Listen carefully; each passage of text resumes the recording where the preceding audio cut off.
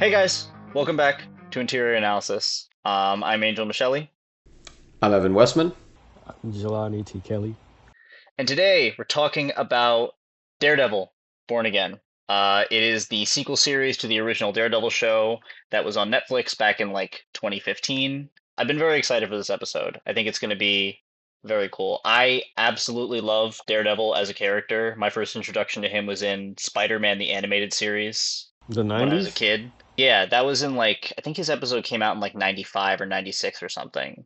I didn't even know he was in that. He's got like a double episode in like the middle of season 3, and that was my first intro to him. And then I saw the movie, and then I was super excited when the show was announced. So The I Ben remember, Affleck movie? yeah, the Ben Affleck movie, the funniest superhero movie of all time. I even put that above Catwoman in terms of comedy. It's just Yeah. it's so good. Well, he's not the bad guy. No, he's not. He tells us that over and over and over again, despite letting a guy get run over with a train. I But know there's two Evanescence songs in it, right? there Yes. are in Bring a Me to row. Life and Is In It a My row. Immortal? They're in back-to-back scenes Yep. because they're like they can't demonetize the movie if we put them next to each other. And then the funniest Bullseye portrayal ever. I don't know The if it's gonna be funniest, so. honestly, the funniest villain portrayal in general. I don't know a villain that has been as hilarious because even like Norman Osborn in the Spider-Man movies, he's funny, but he also is like threatening. I don't think Bullseye's threatening at all in that movie. He's just hilarious. It's the best. Well, he has a bullseye on his forehead, so He does. Yeah. That way we know who he bullseye. is. Yeah. But anyway, we're not here to talk about that. We're here to talk about Daredevil Born Again, which is, like I said, a sequel series to the original show. Initially, it was going to be sort of this episodic show, but a lot of fans might know that it was sort of redone in the middle of production with the showrunners from Loki. And so they refilmed like the first and the last two episodes and then put some other scenes in the middle. But it was going to be like an episodic legal drama, which is kind of an odd choice. So the middle episodes are still a lot of that. So that's why.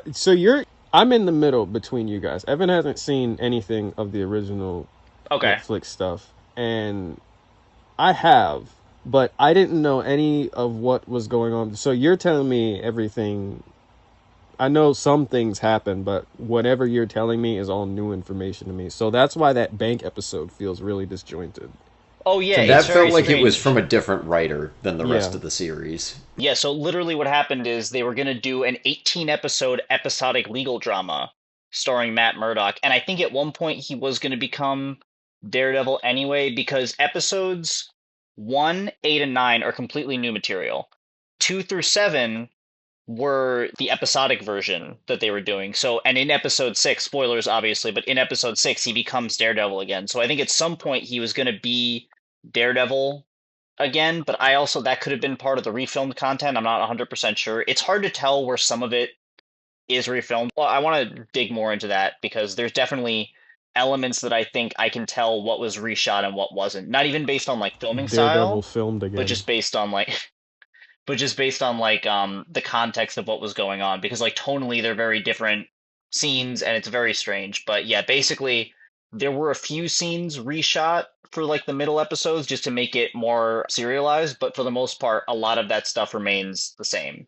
So that's why the season feels like very disjointed and like there's no momentum. It's a very weird way to It do feels it. like three acts to me. It feels like there's the, well, not really episode one, but like episodes two and three is like the White Tiger stuff. Then the middle section is The graffiti blood guy, whatever his name Muse. was. Yeah, Muse, Yeah, and Yeah. then Muse. the last episodes are like Bullseye, and Yeah.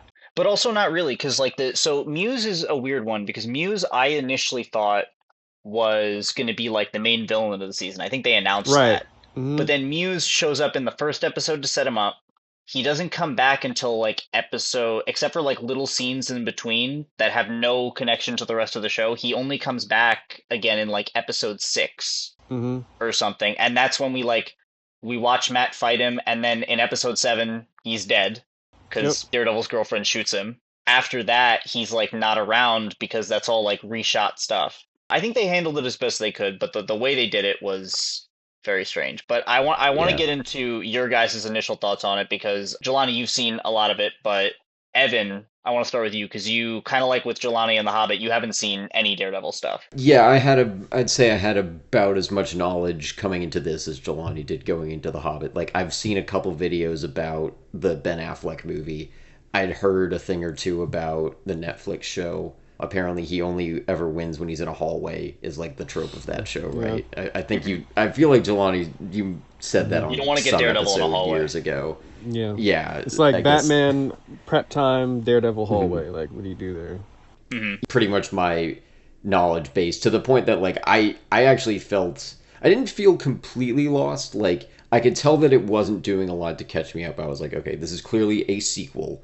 It's not acting as if anyone here is new. I felt like I could pick up enough through context, but I still am a little bit lost on like just some basics about Daredevil. Like I know obviously he's blind and his other senses are heightened, but is that his only power? And what is his code or his motivation? Does he kill? What's his like relationship with the police? All of that seemed like I was a little bit missing that. And I don't blame this show for it because I'm sure that was all established, but I would have liked to know that, and that's no shade to anyone. That's only really my fault. But I thought it was good to just have a perspective since I can come into this blind. I might as well. No pun intended. I heard that. God after. damn it, Jelani. Don't laugh at the offensive jokes. I mean, it was completely unintentional there, It's fine. as I'm it kidding. usually. I think like 80% of the time my puns are unintentional, and then the 20% that they are, you're gonna know it's intentional when I intend it. Because That he'll was wink not at one us of when them. he says Because them. you're already laughing before you finish the Yeah, joke. yeah, you'll see it on my face. Did that hurt your enjoyment of it at all? Like feeling like there was stuff that you were missing from the original show? I don't think so. I did not enjoy this though. I didn't hate it. The thing you were talking about, Angel, with like all of the reshuffling.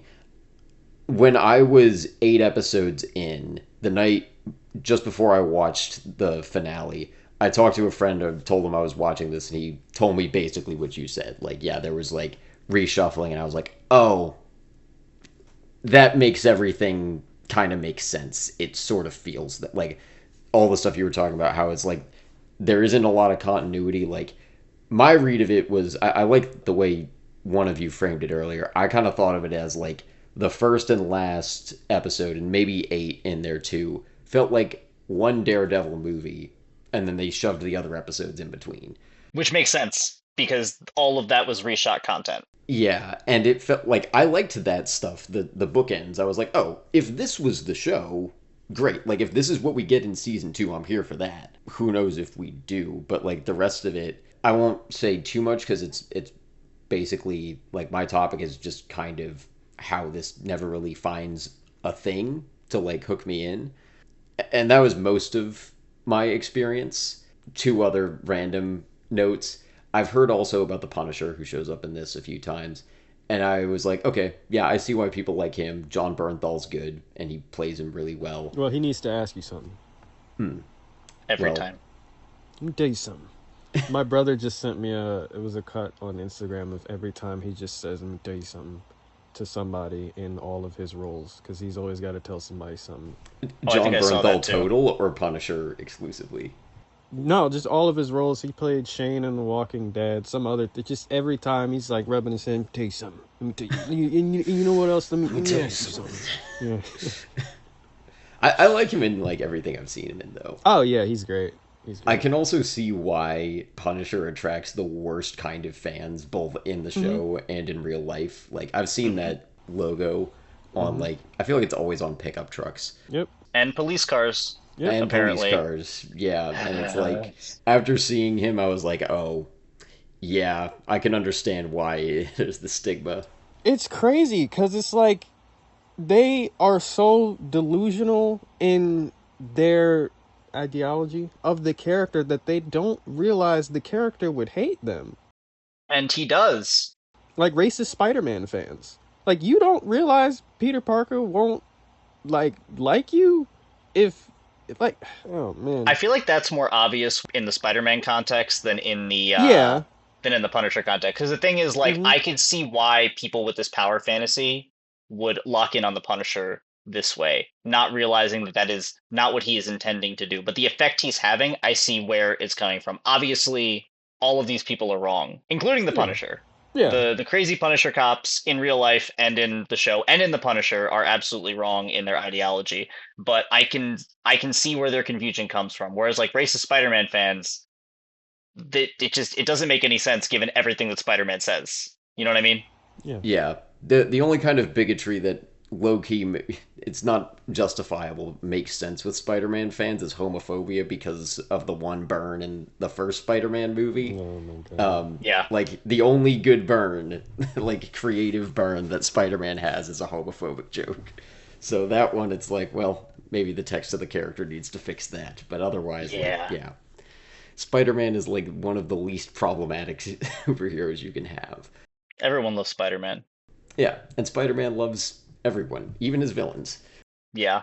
I'll maybe build on this a bit later, but in terms of the Punisher and this, like, it does feel like his imitators in the show, like the cops that are like down bad for his cause, or whatever cause they are like Whatever putting they his think name he's doing. on. Hmm. It seems like the show is like these are bad cops. Otherwise, it seems very confused about what it's saying about a lot of things, but partly the police is one of those things.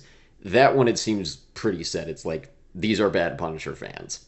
Hmm. Hmm. And I was wondering if I don't know a ton about like the real life kind of backlash. I just like have heard a little bit of that. Like I've heard it as almost like a part of a joke. It's like, oh, he's got a like XYZ and a Punisher sticker on his vest or whatever. Hmm. Like in a context where it's like, oh yeah, it's like kind of a sign that it's a bad dude. I don't know a ton about like that showing up in like IRL. My only other note, and then I'll throw it back to you guys. I sent this in the group chat, but I was distracted the entire show by how much Matt Murdock looks like Patrick H. Willems wearing those glasses. I hate you Um, for telling me that. it it just does like the bottom of their faces have like the same shape, I know. and when like I don't think even like the acting style is a little bit similar. Like it's not. I see Jelani looking up Patrick H. Willems Yeah, right I don't now. know Yeah, I what can the tell. hell you guys are talking about. Oh my gosh. It's just very distracting to me, but that's a me thing, Okay. Oh Jelani, what my. about you? Oh, I see it. Oh wait, yeah, I see it. The glasses. Yeah. right? Like, Yeah. Especially when Patrick wears sunglasses. I mhm. think Yep. that's what it is. Which he does a surprising amount now. That like I didn't even really notice Yeah. until I was like, oh, Patrick Willems is like I had to keep telling myself it's not him playing Daredevil. Because I kept being like, wow, he's doing a really good performance. This is not like his video essays. His voice is so different. So my initial stuff with this, I watched all three seasons of the Netflix show. I watched most of all versions of the Netflix shows of the Defenders. I mean, there was only the one season. Jessica Jones, I think I watched seasons 1 and 2. I never watched 3. Iron Fist 1 and 2, and Luke Cage 1 and 2. My favorites being Luke Cage season, the first half of season 1, all with Mahershala Ali. My second favorite being season 3 of Daredevil, actually, because Bullseye is just, he's such a good villain. Yeah. Like the fact that you can't have anything within reach of his hands is such a distinct but like dope ability. Have you ever seen Alphas on Sci-Fi? It was a show that came out in like 2010 or something like that, like we were kids. Mm-mm. So there's a character in that with a very similar. The way it starts is they're meant to be like superhuman people, but all of their powers feel like within human reach. Like one girl has heightened senses, kind of like Daredevil does. There's another guy that has like an adrenaline thing. He kind of has like super strength, but it's not like ridiculously unbelievable either.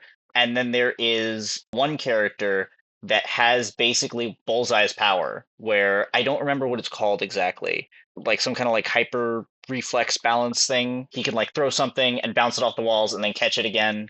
Like pretty much exactly what Bullseye's is. I think they might. I almost feel like there's some inspiration in how Bullseye does things like from that, and we see that way more in Daredevil season 3 than we do here. Oh Like yeah, in here, I yeah. think he just shoots people. There's maybe some like knife throwing, but that's about it. Hmm. I think I have seen the Ben Affleck movie. Daredevil's not my favorite. I like him more than Batman though, because at least he has some sort of ability. I like when my superheroes have, superpowers. But that's a whole other topic. You guys already know my thing with Batman. Yeah. Despite the disjointedness that I did feel, I definitely felt it. I was just along for the ride the first time I watched. This is my second time seeing it. I definitely felt the disjointedness of the season a lot more this time around. Yeah, I agree with you though. There's good stuff here. There's a lot of like holes in here that I think we're going to talk about too. And actually, I probably should have done your initials first because I actually want to start with your topic, Jelani, because I know you might have limited time this episode. I think your topic was you were saying you dug the tone of this more and Hmm. the style more than the original show. So if you want to get into that.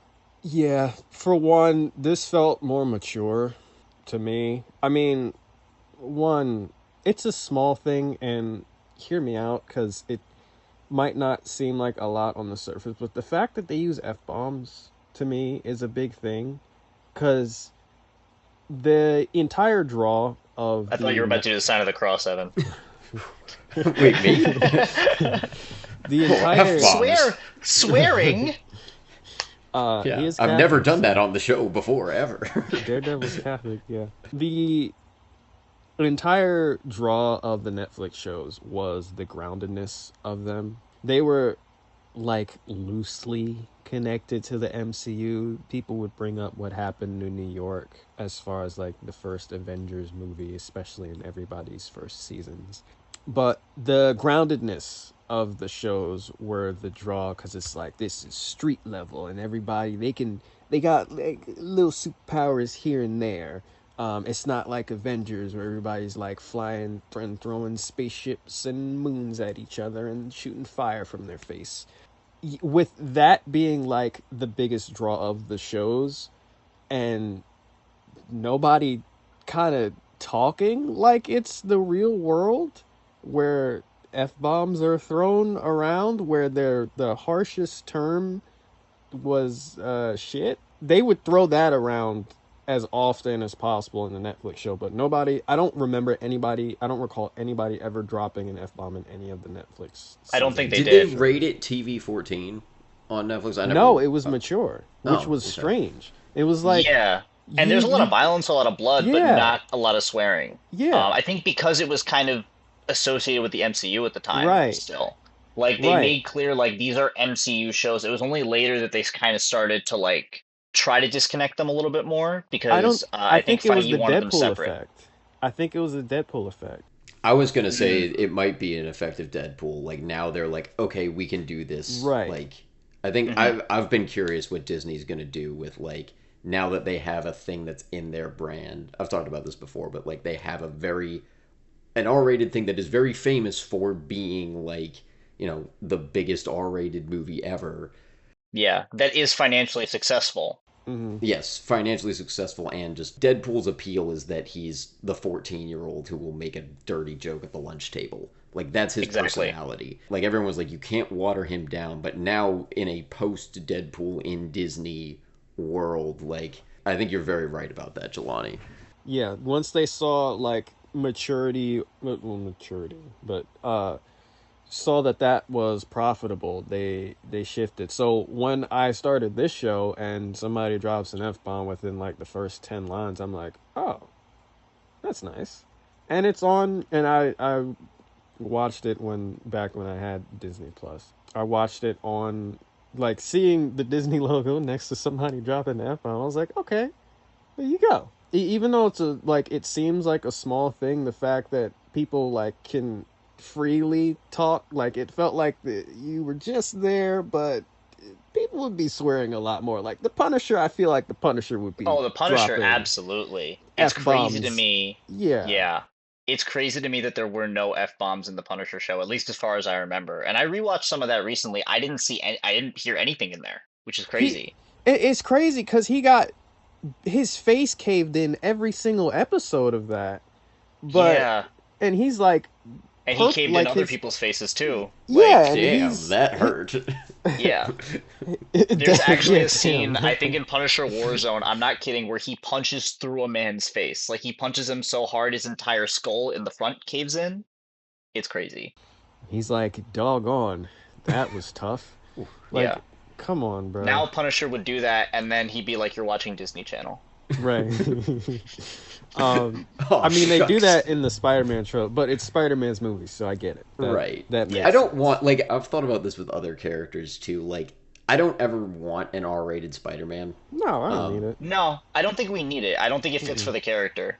yeah, but I'm But okay. Punisher? Punisher, I'm okay with an R-rated Batman. I think we're well overdue for Oh, an hell R-rated yeah. mm-hmm. Batman. Yeah. Um And even in this regard, Daredevil also, like yeah. Daredevil, Jessica Jones, like goofier characters you can get away with saying like I don't think we should do R rating for them. But I like don't need Mhm. Superman R-rated.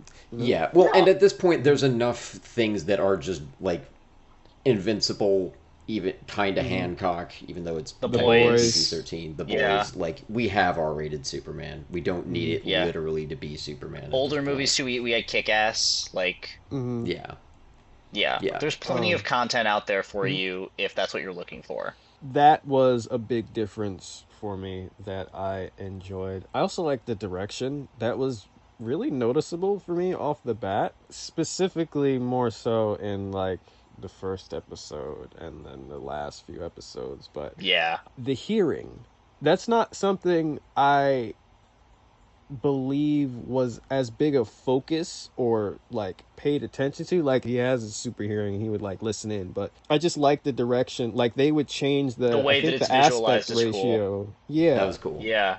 and change the audio, They're doing that in the new season too. yeah, Like, because at this point the new season started, but like they're doing that in new season too, and like they make that clear in the opening scene of that, and I'm glad they're keeping that because that's something that was only the new showrunners do that. There's yeah, none of that in the other episodes. yeah. I think it happens in the bank scene though. It happens in the bank episode too, I don't but think it changes aspect no, it ratio. I doesn't think change. It there's doesn't change aspect ratio, oh, but but the hearing. Oh, well, yeah, the yeah, hearing was in the original show mm, a decent amount. It just wasn't as yeah, prominent because yeah, they didn't do the visual style for it. yeah. But he does it a lot in the original show. Yeah, I dig the aspect ratio change and the sound editing of that. I think that's really dope because it's also a reminder, like, yeah, he's blind, but dude actually does like he has superpowers. He has heightened senses, so that's really fun. I mean, it also to me it looks more polished, Yeah, that might be time though. I think the style of maybe. TV has changed considerably. Like the budget going into it, there's going to be like it looks more movie-esque than I think it would. Yeah. And sometimes that's good, sometimes that's bad. Like I noticed in the first episode, one thing I didn't like was like there's a lot of heavy CGI in that opening like 15 minutes. Mm-hmm. Like when Daredevil lands and then when Daredevil's like jumping around on the roof and like fighting Bullseye. Like there's one scene where he jumps on the roof and like that looks cool. But then he tackles Bullseye, knocks him to the ground or whatever, and he's walking over to him and the shot is like very obviously CGI. And I'm like, he's just walking. You could have switched to a real person walking, right? Like Yeah. that doesn't make sense to me. And then he kicks him and it's like very animated and I'm like this looks like I'm watching Daredevil 2003. Mm. Like it doesn't look great. But that's like the only time where that really happens. I think that it's just like they put a lot of effort into the visuals of it, especially in those reshot episodes and the reshot scenes. The lighting of the Punisher scene in like episode 4 is Mm-hmm. crazy good, especially compared to like the rest of the show, which is noticeably lighter, like visually. It looks very good. Oh, one thing I did notice that was strange. I'm wondering about your opinion on this. The fight scenes feel very different in this. I've noticed on my rewatch. Like in the Yeah. old show, they were very, especially that hallway fight in episode 2 of the original, they were like very grounded, and that was kind of the point. Like you can watch Daredevil getting his ass kicked, but he's also kicking ass at the same time. Like he's not going down, but he absolutely looks like he should. Mm-hmm. These fights felt a lot more comic booky in some ways, even when he's not in the suit, and I think that that's good in some parts. Like I think the fights in bank episode were really cool, especially the way they do Yes. the sound design for Yes. those. Yes. Like, I love Yes. the one in the stairwell Yeah. where When he he's grabs the fighting that gun one and thug yeah. and he's trying to keep it quiet as much as he can. He catches the Hmm. shotgun before it falls, and like that's really cool. And they focus all on those like little sounds. There's no music score, there's none of that. Like it just Hmm. looks really cool. And then the end where he snaps the guy's leg in half, Oh my God. which is Yeah. Yeah, crazy. that I liked That that was fight. I was nuts. like, you That damn shit was fucked him up. insane. No, even the fight with the cops in episode two, it's so quick, but like he tears those guys apart. Like he bends one guy's When the arm and it starts arm and it bleeding, bleeds through the and it bleeds sleeve. through. Oh my god! And that was in the trailer too. I was so Hmm. excited for it, like to see it, and it's so good. And then the end, he lets out that like scream. He Yeah. screams so much in both of these Yeah, he shows, does. but he screams especially in this show, and it's fucking Hmm. hilarious. I love it so Yeah. much. He just there's one part he's fighting Muse, and he out of nowhere he stopped. He Yep. screams up at nothing in the air, and then he charges. It's awesome. I love it. I literally send that gif all the time to everybody. Yeah. 'Cause you also got to think, like, I didn't realize it until, I mean, one mainly, but like, they probably really, they get tired. They get Yeah. tired. Like, it's got to be exhausting. I did an audition where I was just, I mean, I'm also not conditioned, but I did an audition where I was just shadow boxing in place You're like, I'm not fit, for bro. I like, can't. a minute. Um, I did one where I had to sprint around a 400-meter track, bruh. I nearly died halfway through that. I'll tell you the story another time.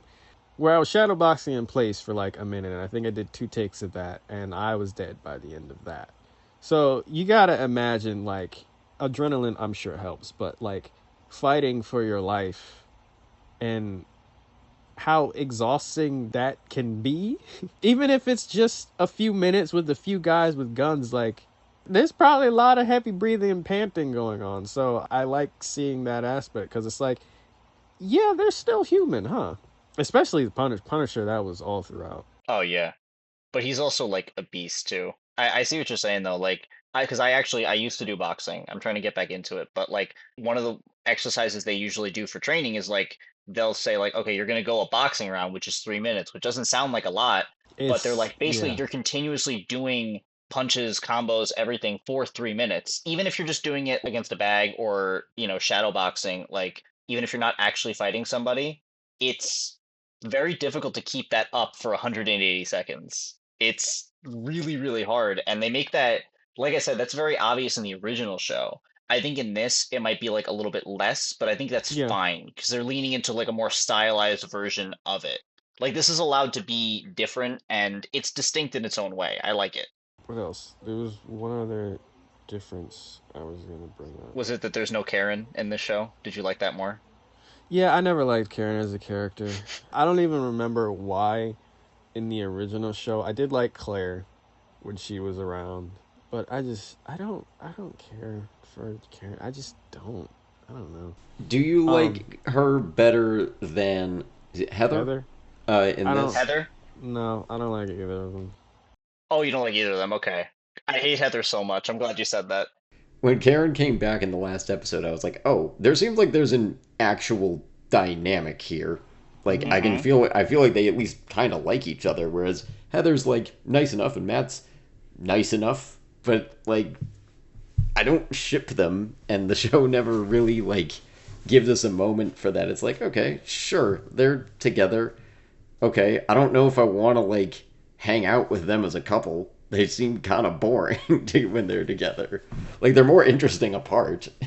Yeah, Yeah, I hate Heather so much, and I'm hoping they do better with her this season, but I absolutely she's like the worst character I'd in the be show. fine if they got rid of her. I don't think anyone cares. Like behind the scenes, I don't No, think anyone's like, "Oh, I really want this character in there." Like I was like, why wasn't Karen here the whole time? Somebody seems like they actually have like put some thought into this character.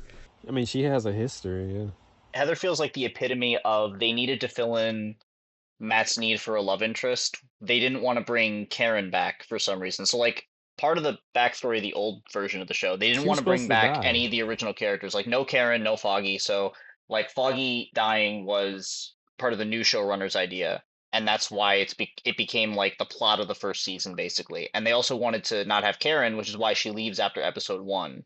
But like Karen is basically his main love interest. There's two others. Like Claire, I think out of the three main ones is like the least prominent of them, but I think it works for her character. And then there's also Elektra, who is not in this show for reasons that I guess would spoil a lot of the original Daredevil show and Defenders. So like we don't need to go Oh, into that. They wanted to give him like a new love interest, and Heather's from the comic. She's like another big love interest that Daredevil has in the comics. But the way they execute her here, it doesn't feel like they thought her through, other than Matt needs to have a girlfriend hmm for some reason. I'm not sure how they introduced her in the original version of the show. It feels like she was just there to be there, and I don't think it worked. And that's nothing against the actress. I think the actress is doing a really no, really she's good doing job. what Yeah. she can. She's doing what she's been paid to do, and that's great. She's been in other stuff. I like her. The character of Heather, first of all, she's the worst therapist I've ever seen. She's not good at her job. Her character's inconsistent. It makes no sense. I don't want to dive down this rabbit hole because we have limited time, but like, You would have put her second to last if you saw me play the therapist in Sopranos this past weekend. I was a terrible therapist in that oh my scene, god. but If those are I recorded, you won't have to send them rehash. to us. They're not. Oh, damn it. I guess we're going I to Philly, Jelani. I insulted my Yeah. patients. Um, but So good. The last thing I could think of when it came to the differences was the gore, I guess the violence. People freaked out when Head King popped Gallows' head. And they were like, online, I was reading a bunch of comments like, I don't think we've ever seen this level of gore before. And I thought back and I'm like, they might be right when it comes to like Marvel projects, MCU projects. I'm not sure Yeah. we've seen that level. Like, even used to Deadpool, it. I think it's at Yeah, least Yeah, less. no. It's more cartoonish in Deadpool. yeah. Like the I'm amount of blood might be equivalent, but I was Yeah, like used to it even in when like the when boys and like Deadpool stuff. Wolverine when she rips off the skin, like it's a cartoon. Like it doesn't Yeah. feel real. and it's usually happening to characters who heal. It's either Right. Wolverine or it's Deadpool or it's some other X-Men. This was just like a regular dude. Yeah. Hmm. And I mean, you see it all. This It's is gnarly. awesome. It because you also see him like It's a I cool didn't realize effect. the fur. Yeah, you see him like well, his skin is turning purple, but you see him like bleeding from the eyes and ears. I was like, Hmm. holy, that is, They put a lot of and thought into this one effect for some reason. yeah, I was kind of refreshed. Like I'm not one for like intense violence, especially if there's a lot of it. But I was kind of like, okay, at least the show's finally like kind of going for it. And Right. I'm surprised to hear you say all of this about the tone versus the older show, because I had assumed the reverse. I thought they were being restrained. Because I was like, oh, there's some blood, and there's like maybe 4 F words per episode. It feels like they're kind of holding back. And no, I had assumed that like Mm-mm. maybe the reverse was true. Because it reminded me more than anything of the Snyder cut, where like Zack Snyder was originally gonna get a PG-13, and then they're like, okay, here's the 3 F words we had in the script, and now there's blood when they fight the parademons. Like, we'll just Mhm. throw it in, but the shots are there already. So they didn't like. It felt pretty tame for an R-rated movie. I Mhm. kind of felt like this. Aside from that jaw-breaking scene, like that was pretty gnarly, and there were a couple other like things where you see the bones breaking, but on the whole, I was like, this feels more akin to a PG-13 kind of action. Yeah. I think this season's not going to be like that. I think they're going for it again. Because I'm again, a lot kind of of that stuff here was for it. reshot. They A should. lot of that stuff was reshot. The more violent stuff was like part of the reshot stuff. Yeah, I don't need it to be like egregious. Like I've said before, I think the boys and some other things go to a point that I find a little distasteful, or I'm just like, okay, I don't like, you're not shocking anymore. This is just kind of dumb. I think if you use violence effectively, like if, which is to say, not all the time, Hmm.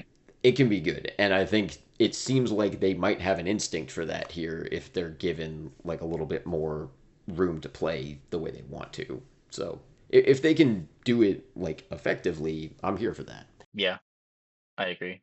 Did you have more notes, Jelani?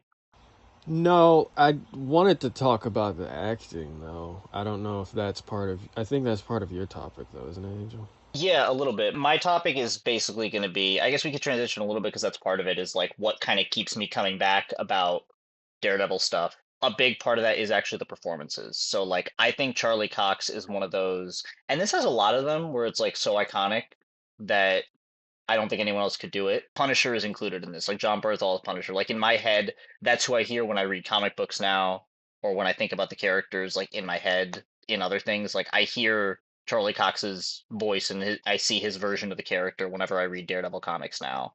And Punisher, John Bernthal, same thing. Like that's a big part of what works. Is like it's hard to create an iconic performance. And I think weirdly, in the last few years, Marvel has really nailed that on a lot of different levels. Like, I mean, we were talking about Deadpool. Ryan Reynolds is Deadpool at this point. I don't think that anybody else would be effective at being Deadpool until like, maybe 50 years from now.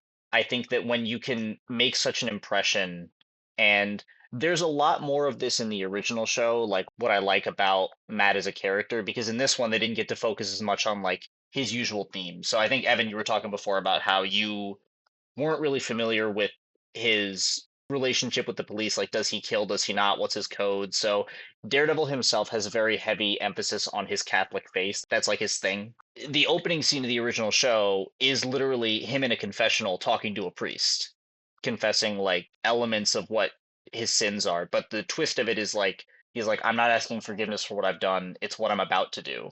And so Hmm. like he's apologizing before the fact. So like he's still gonna go do it. And that's such a big part of his character, I think, is like it's this relationship between his Catholic upbringing and the fact that he won't kill and he won't commit certain mortal sins, but he still has this very dark relationship with his own violent nature, and the way that he seeks justice is incredibly violent. His main line is that he won't kill, but he commits a lot of other things that in the Catholic faith would not be great. Just as an example, he gets around a little bit, which I think in a lot of contexts is not necessarily something that the Bible Depends on smiles which upon. Christians you ask, I think, That's true. Yeah, and yeah, but Catholics too. But general, I mean, within religion class wouldn't be condoned, but outside of it, yeah, yeah. there's I some I dark agree. history there. But there's also like priests have affairs that are more benign as well, and Yeah, people of faith do too. It's not like whatever. I'm sure it goes into that. It didn't seem like there was much of that conflict. I could sense it because he was like, "Oh, I can't put this mask back on," and I was yeah. just like, "All right, I guess this is drawing on some history." It's something that I'm hoping they're going to do more in this next season because part of why I was disappointed, and I think this was inevitable given the way the production happened, because they had to reshoot so much and had to make it seem like a serialized season. The biggest part of his character building this season should have been the fact that he tried to kill Bullseye, Hmm. because his whole line is he's never going to kill. I think it's so interesting that they chose to have him try to kill Bullseye and fail, because you can still have Bullseye be around then. You can still have Matt deal with that, but he's dealing with it in a different way than if he actually killed someone. Not only did he try to kill someone, but that person is still there. It's like a real life living ghost that he would have to deal with. But because Bullseye's not in most of the season and all of that content's only in the reshot scenes, it doesn't really seem like Matt remembers that he did that Right. in most of episodes 2 to 7. Like he's standing there, he's joking around, he's doing all these things that he would normally do, which could still very well happen if that storyline was there. But the storyline is not focused on except for the fully reshot episodes. And like he's got a whole monologue where he talks about it too, where he's like, I wanted to kill him. I tried to. And that should have been what his arc was for the whole season, like him coming back to Daredevil, trying to find himself again, knowing that he did cross that line. That would have been great.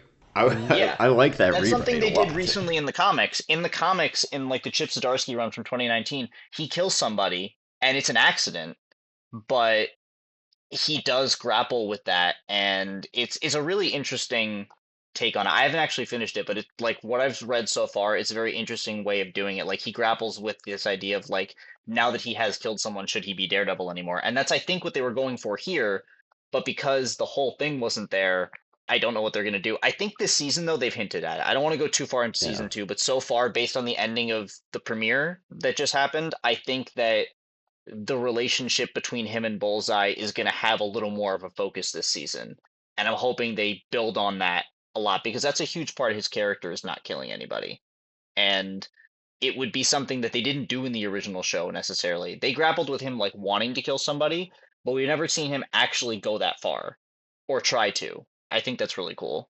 The scenes between him and Punisher, man. Oh my gosh. I I know. mean, you want to talk about the acting and the writing too.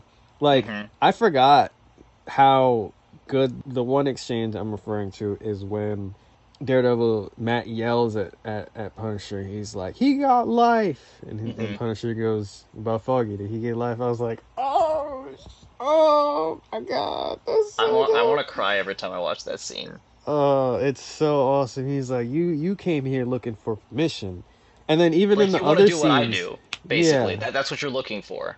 yeah, and even in the other scene with the cops, and he confronts the guy who killed White Tiger. He's like, "Come on, Red, do it." And he's like a little devil on his shoulder, and he's like, "Come on, Hmm. Red, do it. Just do it. He's right there." And I'm like, "Yo, this is." I like seeing that dynamic because it's like that's a big part of like why I like some superheroes and why I don't like other like Batman. Why I don't like Batman. It's It the is, complexity of it too. yeah. Because It's like like, Punisher's wrong, but the thing he's pointing out is that like Matt is going in that direction, and there's yeah. elements that he's right about. Like the fact is like you're Mm-hmm. acting like it doesn't matter, but it does. A Punisher's approach to it is wrong, and it's not who Matt wants to be. But he Mm-hmm. realizes that in that final episode, like during Yeah. that fight with the cops. Yeah. It reminds me of that one. I don't know if it was Red Hood that said it. I think it was like a meme that I saw it, but it's like if you kill a murderer, the number of murderers is like still the same in the world, Oh yeah, I know what you're talking and then about. Red Hood is like then kill two murderers. I was about to start doing the math in my head, and I was like, "Well, Just kill two there is a loophole murderers. there." What if um, you then split into another version of you too, though? Then you're two murderers instead of Mm.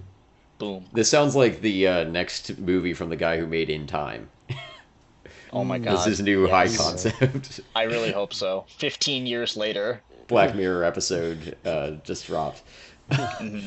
But man, I mean, we were talking about Heather's acting. Everybody brings it. I love Vincent D'Onofrio as Kingpin. He's He's just good. Yeah, hilarious.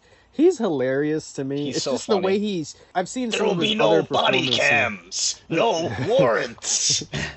His voice is so good. Every and It's become more cartoonish as the years have gone on, oh though. Like if yeah, you watch the old absolutely, show versus this show, like absolutely. it's way more heightened, and I think it's so funny. My brother and I, we go back and forth just doing impressions of him because it's. And you watch Vincent D'Onofrio's other performances, like he was in the first Jurassic World. Like he doesn't talk like that at all. You don't. You No, can barely recognize him. But no. like he's Neither actually does John actively putting Bernthal, on. actually. Have you heard John Barnthal's real voice? No, He sounds nothing like the Punisher, but in every of his roles, he sounds like the Punisher. that reminds me of Stephanie Beatriz Oh as yeah, Yeah, from Rosa. Brooklyn Nine yeah, Nine. Yeah, she yeah. sounds nothing like Rosa, and Not at it all. It's is so good. Jessica it. Jones too. Kristen Ritter. Yeah, Nothing like Jessica Jones at yeah. all. I find it just a testament to the actor's ability being able to put on a consistent voice because that's voice acting and Yeah. physical acting as well. So, Charlie And uh, to Cox make too. it not sound yeah. like an impression too, like I Mm-hmm. Hmm. catch this with Boston accents sometimes, just because that's one I'm more attuned to. Like if you can, and also like some people just don't stick with it, or they'll do something really weird. I've harped on Kevin Costner doing a Boston accent before, or even like I don't think it's terrible, but Benedict Cumberbatch doing American accents, like Mm. why do we need to make him? It just sounds wrong. He's not even doing a necessarily bad job. No, like his is relatively consistent, but it does sound like somebody doing an American accent. Hmm. Yeah, it sounds unnatural. And also, every time Kingpin, I clocked it this time because I was, like I said, I was going back. I go back and forth with my brother a lot doing Kingpin impressions. But every time he says yes in this show, he doesn't say the S. He just goes yeah. Oh, you're He's right. like, Oh my God, you're yeah, so he's right. like, yeah, Yeah. It's like the S is replaced yeah, with an extra breath. yeah, yeah. He's just Yeah. muttering or growling it. It's so great because His he's mouth is always also, open yeah, all the time. he's also just a scary character. Like Mhm. season 3 of Daredevil is a testament to how scary of a dude he can be, Yeah. because he was literally in everybody's like that's what he does as Kingpin. He's in hmm everybody's pockets. He's in He's a everybody's frightening, he's a lives. monster, like a horror movie Yes, villain. It's crazy. Oh my yeah, God, the he's. scene in this show where he gives the guy the axe in the basement To and make is it a Oh, fair those are. like fight, that basically was fight sick. me, and then Yeah, it's not a fair fight because then Kingpin tears him apart. yeah, Yeah. and still leaves him alive after that. Yeah. His story is actually, I found out his story is really consistent because they had recast Vanessa.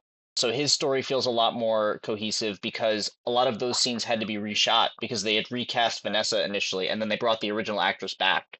So like his Okay. story, it's very separate from Daredevil's, but it feels a lot more serialized because it is. Mm, Like they had to reshoot pretty much all of it.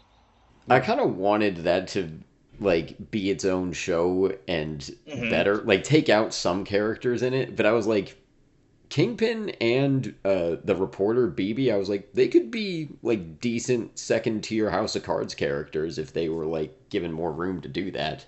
Yeah, I think they're going to do more with BB because she's actually Yeah. the actress is doing a good job. I think she could be She's doing interesting. great. They just don't do enough with her.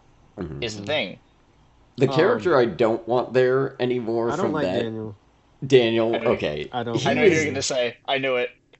I love him, it's but go ahead. there's some stuff about his character that I think they do well with. For one thing, casting, like he just has the look of the kind of guy who's just gonna like suck up to the right person, and boy does he. Like some people kiss ass, this man is in the large intestine. Like holy shit, this guy is Yeah. such a henchman. Like Yeah. He and he's rewarded for it. Yeah. I find him annoying for it, but it's I'm also like that's a like I've met people like that, and he hmm just looks the part of that like bland ass dude who's gonna has no skills but will just fail upward somehow. Like, Yeah, and he yeah. plays him like it too. He literally fails upwards. It's funny too because he's James Gandolfini's son, Yeah. which It's like Tony yeah. Soprano is the complete opposite of that kind of guy. I dislike him because, well, specifically his intimidation scenes. His intimidation scenes, because he's You in don't think the he's he's like, scary? no, Yeah, he's not yeah. scary. No, I He's get it. sitting Yeah, in the listen. dark at Mr. At Fist's desk, and he's like threatening his bestie BB, and he's like, make sure you choose the right side or whatever. And I'm like, first of all, I'm sorry, you can't threaten me with the list, bro. You can't. You can't. Yeah. He's a piece of candy away from saying, "If you want the shots, I'll take the staff job, right. double the money." Oh Like, my God, yes, he and totally. Maybe that's why I love his He's even got the performance so legs up much. on the desk. and two, you're using somebody else's name. Like you're using your boss's name. Like I would Yeah. believe it more. He also has the face for it more. I was thinking about it once the season was over, and now with the new season starting, Buck is awesome. I like Buck as a character. Like he's got, dude, he's got a square British face. Wesley. Yeah, British. Oh, the guy who Yeah, looks like John Hamm? yeah, Okay. He yeah. does look a little He's like John Hamm. Yeah, he's awesome, and I'm like, I believe him. Like we see him kill people. He's killed. Like I believe him threatening people, and he has, and he Yeah. does, and that's what he does as Kingpin's right hand. I love him as a character, and I want to see more of him in the new season. We already do a little bit, and I think there's some complexity going on with whatever his backstory is, which is dope. But Daniel, bro, it's like, bro, I could beat you up. Like, go on somewhere, bro. Like, Yeah. come, oh my Give you god. a wedgie.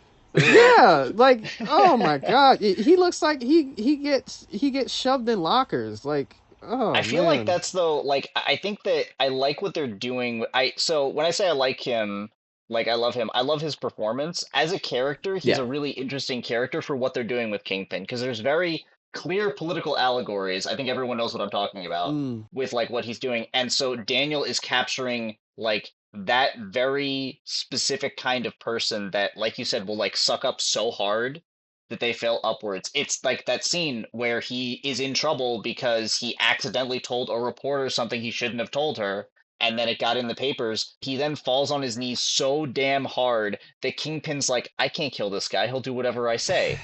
And that's like a real kind of person that does It really exist. is that I have And so little respect for, like just in agreed. characters, I people hate that. IRL, like I hate those people, but it is important that we see that they are real and that they exist and that they're there. And mhm, like Daniel as a character is capturing that. He's gonna die a horrible death, I'm telling you. That mhm. this character, he's gonna die so badly. And no, well, I can't. I feel like I've already disrespected him. As little disrespect as possible to the actor. I think he's doing a fantastic job. Michael He's Gandolfini's doing phenomenal. yeah, he's He's doing so such a good. great job that I hate him. He's like to me, he's like Cersei right now to me. It's He's Yeah. like, capturing the slimeball element so well. oh my gosh, Like he's he's doing the a bang up slimiest job, person. man. Like all his scenes with BB, I want to cringe Oh because my like this, Mhm. gosh. I want to tell like girl, get away from him. But It's she's not. Yeah. also playing him too. I Yeah, was she's Oh, she playing. glad to is like for Yeah. see how sure. clearly that was happening at a Yeah. certain point. It's like, yeah, she has no interest even in like being friends with him. Hmm. It's just like, No, not really. Sheila is also complex in the fact that like what do you Hmm. do in her position? Like it's your job to like Like he'll kill support the you mayor. if you're Yeah. not careful too. Like he's That's a what dangerous man. You're in a shitty place. I want more of that cuz that's what I Hmm. find so intimidating about Kingpin as a character, like the season 3 aspect of Daredevil where if he's in your life, you need to like look over your shoulder. Hmm. Kingpin's such a good villain because he is both physically and mentally threatening. He can do Yes. both by himself if he has to. Yeah. It's like, what do you do in, like, I'm not mad at Sheila as a character because it's like, what do you do in that position? Like, do No, you risk your life and fight him with Gallo, who got his head popped? Or, well, that was before. It's but her she fault. knew he was gonna get his Yeah, head popped. That's the thing. She felt it coming. yeah. Do you fight him and get your head popped, or do you go along with it?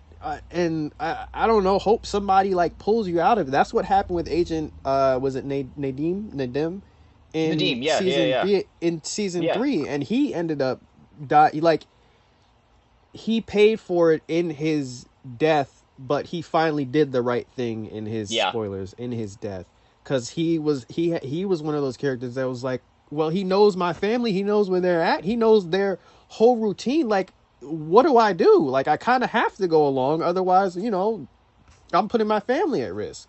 yeah. So, yeah, it's great.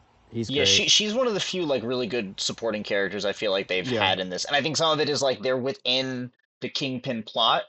Like so they had a lot more serialized of a journey through this Hmm. because a lot of that had to be reshot anyway. Like I think the characters that suffer a lot, I want to get into this a little bit too, is like Matt's supporting cast that he interacts with. Like yeah.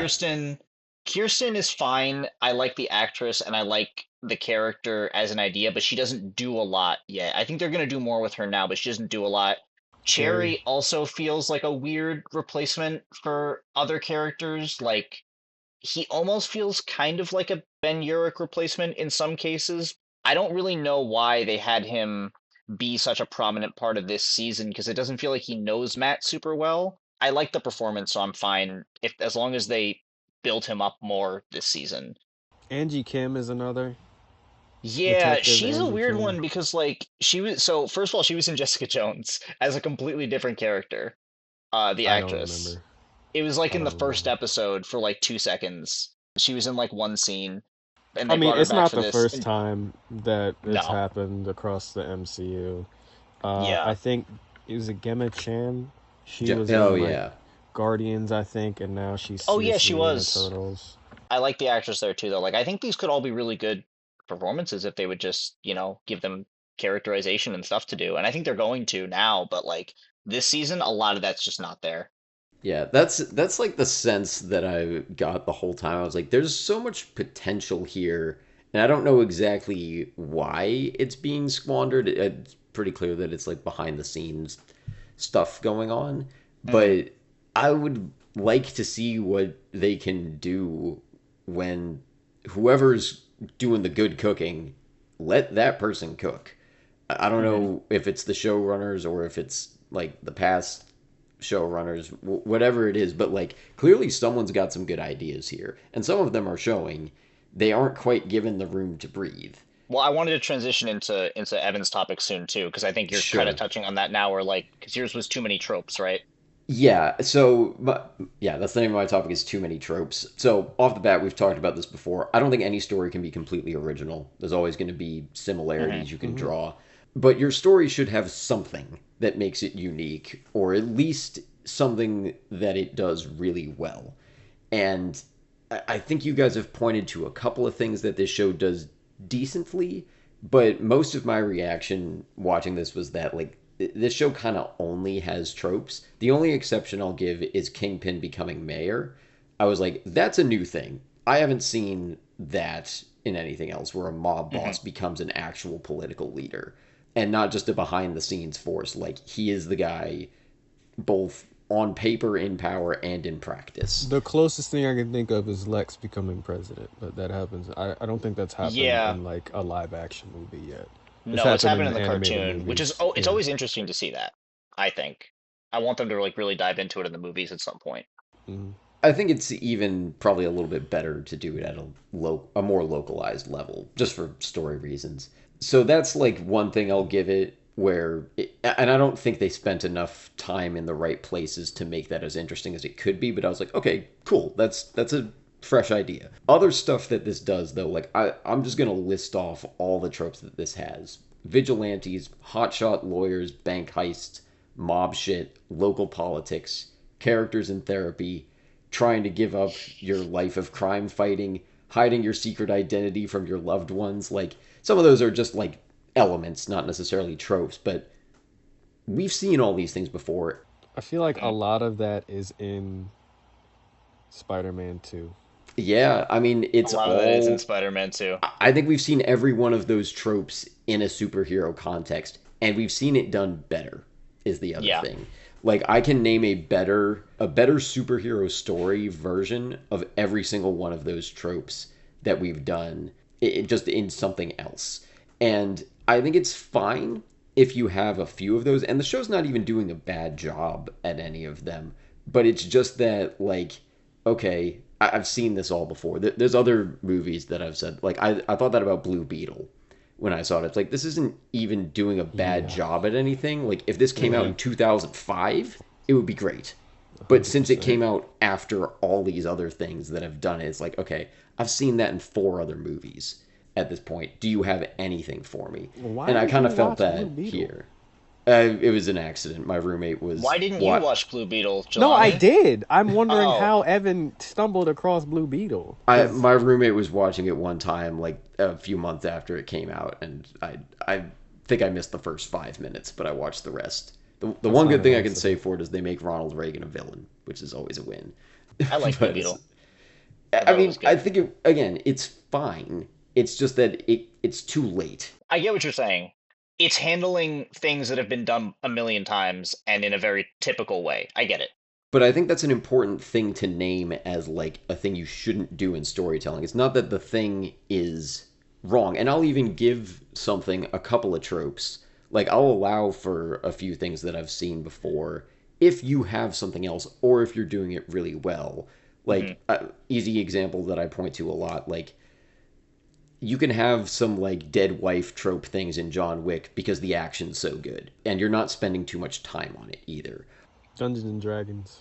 Or for the boys, like there's a lot of characters and elements that I don't like in that show, but Homelander is something that they is unique to them that they do really really well.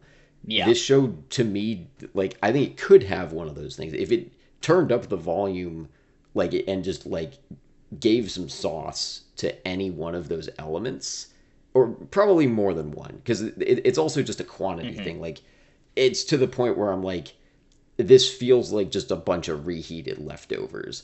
I've seen A Few Good Men. I've seen Inside Man. I've seen The Godfather.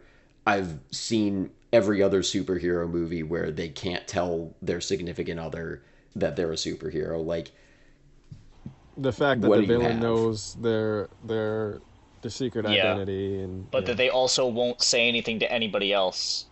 I right. think partially because Yeah. it's between the two of them.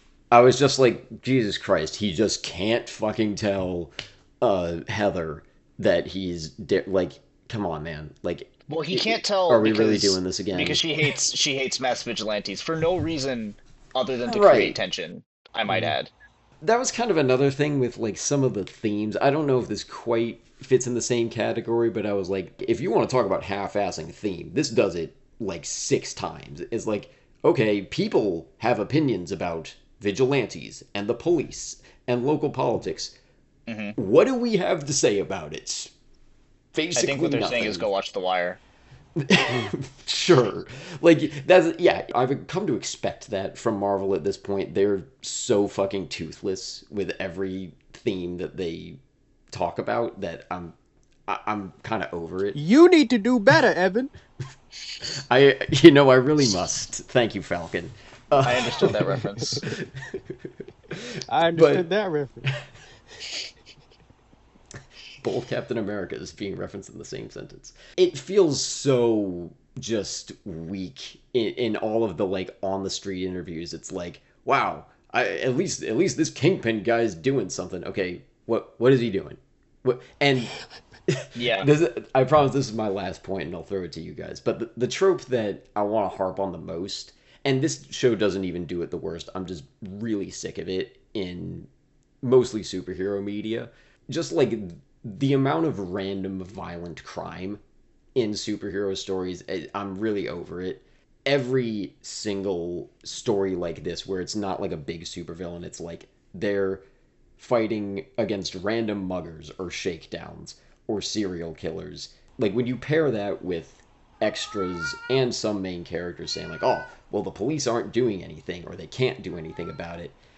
I Found Muse in One Night is a big one here. Yeah, and it turns into I was kind of clocking this time. I'm not the best person to dissect this, but I read it as kind of this subtle form of propaganda where like if you're saying the police it sounds like a critique of the police because you're saying, "Oh, the Hmm. police can't do this thing. They're not effective at their jobs." But what are they not effective at? They're not effective at stopping violent crime. So the obvious solution for that, if you believe that IRL, it's like the obvious solution is like make them more militarized, Hmm. which I Escalation. don't believe in. And in real life, we have a lot of evidence that like the police are a little too well equipped to stop violent crime. It's crazy how relevant the anti-vigilante task force was in more than one way when we Mm-hmm. watched Yeah. this. I mean, they've made multiple shows about it. Like We Own the City, another show that John Bernthal's in, is kind of about. I think it's a criminal element within the police force that is has no checks because they have too much power and they have a lot of militarization involved in the way that it's executed. Like it's very bad, and it's something that like TV has been like tackling. I'm glad that Marvel's at least like talking about it a little bit here because I think that some superhero stuff can wind up being very propaganda-esque because Yeah. like you were saying And I was on like guard for they're that not a effective bit. at stopping violent crime. It's like, okay, well make them more effective at stopping violent crime. Even Batman has stuff where it's like, well, if you just gave the GCPD all of your stuff, it's like, no, because there's a lot of reasons why you don't give the GCPD all of the Batman-esque equipment I mean, that you think of how own. many times they see Batman and just open fire on him. Exactly. Their first Mm-hmm. instinct in those is to shoot at him, which is like they're not talking about helping the people within the system. They touch on it a little bit here with the guy who steals the caramel corn, where he has that whole speech about like they're willing to spend twice as much Hmm. to put me in jail, but they're not willing to change the system to actually help me get out from under. And if they'd done more of that here, that would have been really interesting. But they kind of just don't. Like, I agree. Where like they focus a lot on like the cops are not effective at stopping violent crime. It's like, but they're also part of the violence. Is the Yeah, huge that's what problem. it felt so ambivalent in its stance on the police for so much of it. It's like, It didn't know what okay, to do with it. they're the problem, but also They're not only some of enough. them, but also all of them, but also no, not all of them. but Hmm. there's a lot of violent crime that they should do more about. But then also like it felt so, I don't even want to say inconsistent. It was just like we have no opinion because it's Disney and they are so afraid to give an opinion. They I can't really lock in gotta on go. one. Yeah, yeah. Do you have anything you want to say real quick before you go, or Uh, nope.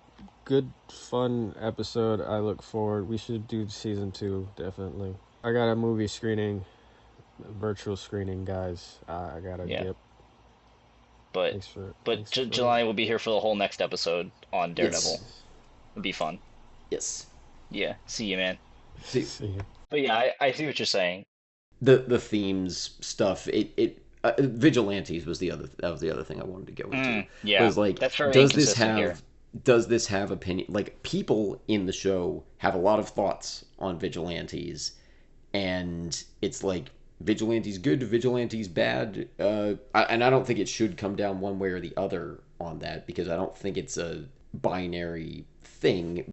No, we also don't need an answer to everything. It could be the point could be to bring up the debate, right? Here's the thing too, because I can see somebody saying like, oh, it lets you make your own decisions. Then what is it offering? What critique is it offering? Because I don't think you need, in like a story with like a theme that is too complex to answer, you don't need to give an answer, but you should give something, some sort of insight, show examples of like the theme in action, show characters with different takes on it. I feel like everyone is just left pretty vague. Like, particularly Heather, when she's like, Yeah. when Daredevil's like, well, or Matt being himself is like, well, Daredevil saved you, isn't it? So Vigilante's good, and she's like, well, no, Vigilante's still bad, Yeah. and it kind of leaves it at that. You could go into it, you could make a good thematic debate. I don't even know if I want this show to do that, but it's giving like so much Well, lip it's what they're service setting to up, it. though. That's the They're whole giving thing. so It's much the lip theme that they're service to it. trying to, yeah, like they're trying to do it, but they're not actually doing anything with it. Exactly. It's annoying to me, and I don't want to let because Marvel is one of, I think, the worst offenders of just like, we want to act like we have themes, and yet we have nothing to say, or we refuse to let our creators say anything. After this, maybe I'll tell you about how it felt watching Hoppers, but that's not. If That's you a know, whole you different know. topic. But it's, I shouldn't bring that into this episode. That was kind of my the last note I had. If you have more things you want to get into, go ahead. Yeah, no, I agree with you. I think what you were saying about the vigilante thing, like that's definitely one of those elements that they added in to make it more serialized. And I kind of think it's an interesting idea. The idea that Kingpin as a political figure is starting this platform heavily based on like getting rid of vigilantes. But there's multiple problems with that as a storyline here. First of all, nobody seems to hate vigilantes. They kind of talk about it a little in episode one, but even Cherry is like, cops are becoming obsolete, vigilantes of the future. The first point of view that they bring up is not that vigilantes are bad necessarily. Like his partner kind of talks about it, but it's not that vigilantes are bad, it's that they're kind of also like cops, where his partner says some are deserving of the job, some are psychos. It almost makes it feel like, well, the cops are bad, but if a vigilante single-handedly makes the decision to save the city, that's good. But also, Kingpin wants to get rid of all of them. But why? Because he uses Muse as a sort of fuel against like people in masks, but Muse is not a vigilante, and at no point does anyone in the public think that he's a vigilante. Yeah, he's a Like, serial killer with a little yeah, bit he's a of serial extra killer, flair. and the closest we get is like he has a critique of like Kingpin and the other rich elites, but no one at any point thinks that he's any kind of like freedom fighter, as far as I can tell. Like nothing like that. So, but him using that as a way of like basically attacking his enemies doesn't make any sense within the context of the show either. So it's very sloppily set up. Even then, like they're also not really diving into the complexity of the mask being a way to like embrace your true self, or is it a way for you to just kind of do whatever you want without any accountability, which is I think what they tried to make Heather's point of view be, but it's also so simplistic in that like there would be a little bit of hesitation on her part, I think, if Daredevil saved her, even if she didn't change her mind. But we never see her grapple with that because there's only like one episode to do it, and she's such a simplified.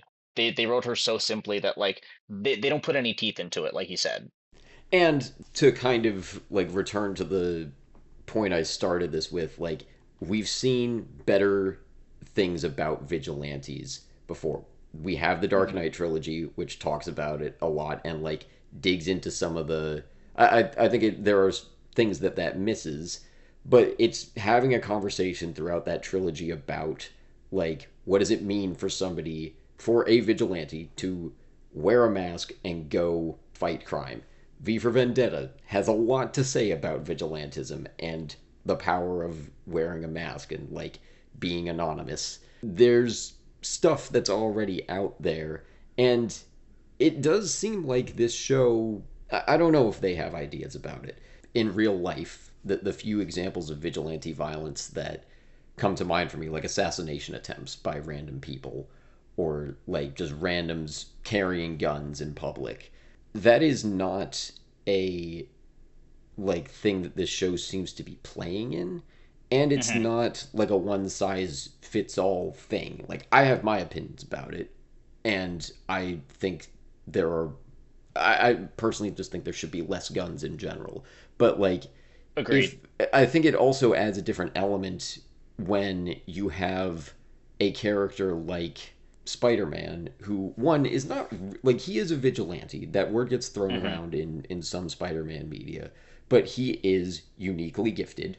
He can do things that nobody else in the city can do. Right. Daredevil is basically a regular guy. And so is it seems like everyone else here, like there may be a little more skills. They've taken a taekwondo class and maybe they're packing a little bit of Yeah. some kind of Yeah. weapon. Someone was like, "Oh, a serial killer who knows karate shows up," and then Yeah. Matt's Daredevil again. Right. Like it's a different It's from a thing Cosmonaut when video. okay, I'm Yeah. sure. Sorry to not get the reference, but No, it's fine. I think it does add a different element in a superhero context when somebody is uniquely able, whether through Batman levels of money or Spider Man levels of ability. Like, when you are uniquely gifted, that does change things. And I think that is part of the fantasy. Like, what Hmm. if you could prevent tragedies because you were uniquely gifted? Superman's another person who does it. Yeah. I think it also adds an element that like Spider-Man doesn't just beat up criminals. He does a lot of like saving people from fires. That is a non-violent like Hmm. form. It's still dramatic, but like he kind of prevents like I don't even want to say natural disasters, but like when accidents happen, he is He goes in there. and helps with the relief. Like he's rescuing people. He's not just fighting bad guys. Yeah, he's not in it for just trying to like beat people up. That's not his Hmm. motivation. He actually goes out of his way to be non-violent. There's a much different angle that makes it much easier to get behind him. And I think it's okay to simplify the conversation a little bit there, where we can more easily get behind Spider Man being the good guy. But they also do the work to earn that. Like, they make the Hmm. character consistent with that. What you were talking about earlier with Daredevil, like, debating between his violent nature, I think there's an interesting angle to go into that with if he wants to enact violence but knows that he shouldn't. That's an interesting conflict. Like having those impulses may not be something that is his fault, but he has them. Hmm. And like how do you deal with that in a healthy way can be a conflict that comes up. Should and like is this a good thing that he's doing? I think Batman has like dealt with that in different versions of that character. I kind of just wish this had anything to say about it, or if it doesn't have anything to say about it, I think it should just leave it alone. Make the bad guys cartoonishly bad. Make it Hmm. okay that he's beating the shit out of people, or do the Spider-Man thing and make him try to like deliberately. You've said he like doesn't kill, but will break limbs a lot more quickly than a Spider-Man type would. I just find it very frustrating because it's acting like it's having this like important conversation half the time, and truly it feels like there's just nothing being said here. Yeah, no, I agree with you. And the thing too is about Daredevil, like, and I mean, you know if you like watch the original show, they go a lot into this, but basically, like, Daredevil's thing is a lot different from Spider-Man's thing. I think that what you were talking about with like being uniquely gifted, like in a lot of ways, Daredevil is like the heightened sense thing. They go into a lot of how he interpreted that as a kid, and I mean, you would have seen it in this too, because like he has the monologue about it where he's like, when I was a kid, I thought that God let me hear like other people's prayers and that like he'd taken something from me basically, but in exchange he gave me a destiny to like help people. And they go into it a lot in the original show, especially in season 3 where he's like, I thought that I was supposed to help people and like that's why I could hear everything they were saying, but I'm not really sure anymore. And that debate that he has with the violence in there is like a huge part of the show. That's sort of their argument against him being a vigilante, is like he's not doing it just to help people like he says he is. He is doing it because he is an incredibly angry person and he doesn't know how else to get his anger out. And he doesn't know how to like really handle those things, which I think is why they also had this is like the third storyline where he's given up being Daredevil for one reason or another, whether it's like a physical issue or like, he loses somebody, whatever. But this is like the third time they've done it, which I think is why it feels so repetitive now, even for someone maybe who hasn't seen it, is It because like felt they've done this repetitive before. because I think they alluded to maybe him doing it before. Also, I've seen Spider-Man 2, I've seen Dark Knight Yeah, Rises. yeah. They This even is do it in the not Punisher new. show. In the Punisher show, they had like the weirdest creative decision ever where like they show like a short montage of him being the Punisher at the beginning of that show after he was in Daredevil season 2. He gave up being the Punisher again and he was kind of like pulled back into it. Someone compared him, I don't remember who it was, but someone compared him to like they turned a Punisher into Wolverine, where he's not like going after bad guys necessarily until he's pulled back into it. All of a sudden he's like pulled back into his violent life. They're kind of doing that with Daredevil now too. And I think that's why there's elements of it I like here. Like I like more than I used to the way that they build up him becoming Daredevil again. Because I think especially in the White Tiger episodes, he has to grapple a little bit more with how the world is seeing vigilantes and what that means for him and like how he actually feels about it. So like it kind of makes sense, but then they just keep doing it over and over and over again, and every time you think he's going to come back and it looks like he's going to come back, he doesn't until he kind of does out of nowhere. And then he's only Daredevil for like 3 episodes after that, and it's a very weird way to do it. But I like it more than I used to because I think that if they had actually had they given themselves the room to really have him be like, I got so far into the violence that I don't know if I can do this again without trying to kill somebody like he did with Bullseye. But they never do that. And that could have been a very good way of like tackling the vigilante theme too, is because it's like when you praise one person for single-handedly punching crime, basically, is that any better than sort of advocating for a more militarized police force? You're basically saying, like you said, that they have the real problem is that they don't have the means to stop violent crime. They're not enough.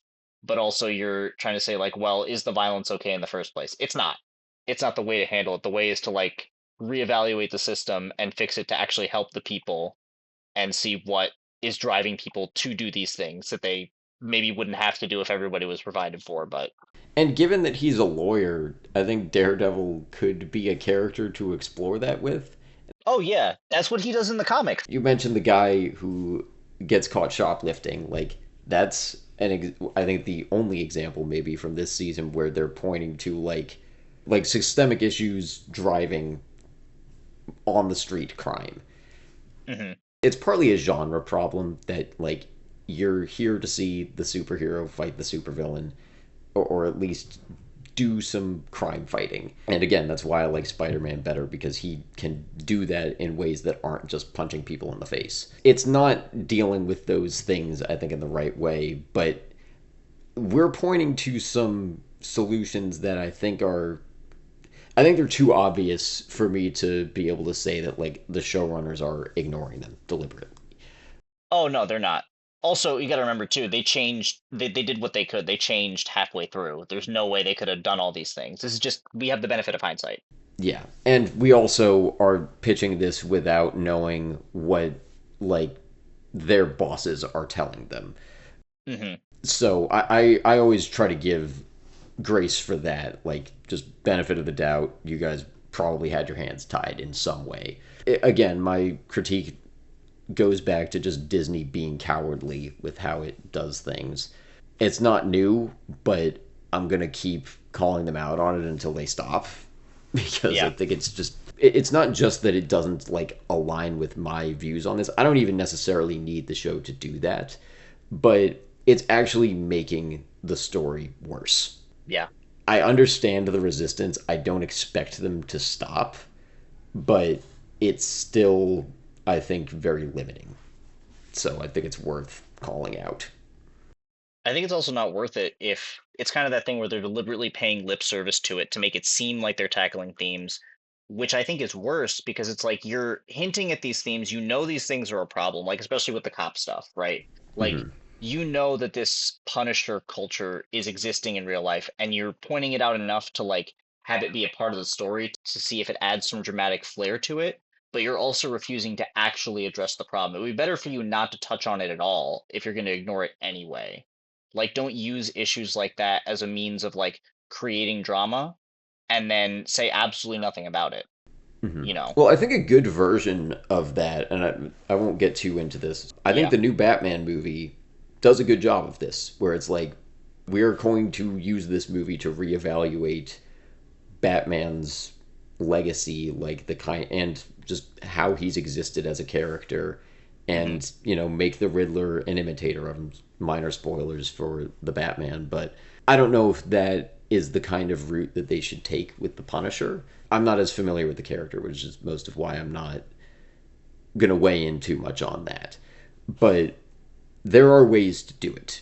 Again, we have pitched some pretty simple solutions that I'm sure somebody else in the room said these things or Hmm. thought Yeah. them, tried to move things in that direction.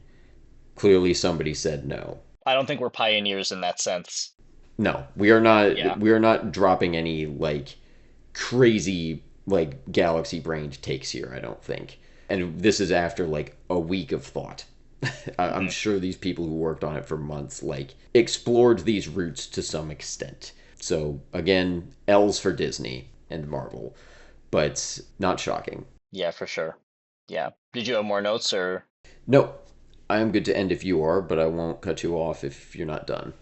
Yeah, only thing I wanted to kind of do, and I wish Solani was here for this part, is like kind of the reason that I think a lot of these issues are not necessarily going to be the same moving forward is because I think that they're deliberately tackling a lot of these themes just based on what I've seen in the premiere of season two and like what I've heard about it. Like I think all of the elements that they kind of tried to weave in to make it more serialized, like the whole theme about corruption of power with Kingpin and like the way his administration is working, the whole thing with vigilantes, like the themes that they're doing with Matt's Catholicism and things like that, and his the complexity of his level of violence. I think they're hinting that that's going to be a much bigger part of this season.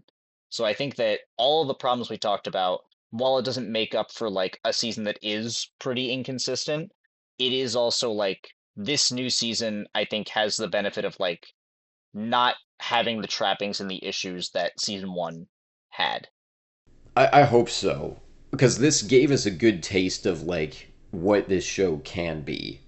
Yeah, And I think exactly. even episode one did as well. I was like, oh, this might have a pretty high ceiling. So Yeah, why are you like 10 feet below that? exactly. Yeah. And the other episodes are not bad. It's just like they're clearly a version of the show that was very different. Like I actually really like the bank heist episode. I think it's a lot of fun just on its own to watch. It's like a really good time. I've watched that a few times just by itself. Like it's a lot of fun to watch, but it doesn't contribute to anything in the rest of the show like at all. And neither do a lot of the other ones. Like the White Tiger stuff absolutely does, even if it's not handled as well as it could be, and like the Muse stuff doesn't really mean anything, honestly, except the way that it's used by Kingpin. But like, there's It's good bones inefficient. to it. Yeah. I Yeah. could go into like how this fits so well with like the other problems I have with the MCU, but whatever. I don't need to do that. I think it's been said by other people. I mean, if you have thoughts, that's cool. If you want to, we could also talk about it more in like season two. Maybe. I mean, it's just that like this could have been a movie length thing. Like if we're talking about connectivity and like I don't know how they're planning to connect this to the rest of the MCU, but I know that I have felt an efficiency problem in a lot of their one-off movies. It's like, okay, you have about 10 minutes of material that actually matters in this 2-hour movie and maybe 5 or 10 more that are actually entertaining to watch. So why did you spend $150 million and I spent 2 hours on something that barely matters? I felt that same spirit here. Like, you had some good stuff, and everything else was, like, passable enough that, I wouldn't have kept watching if I didn't need to, but I wasn't actively bored.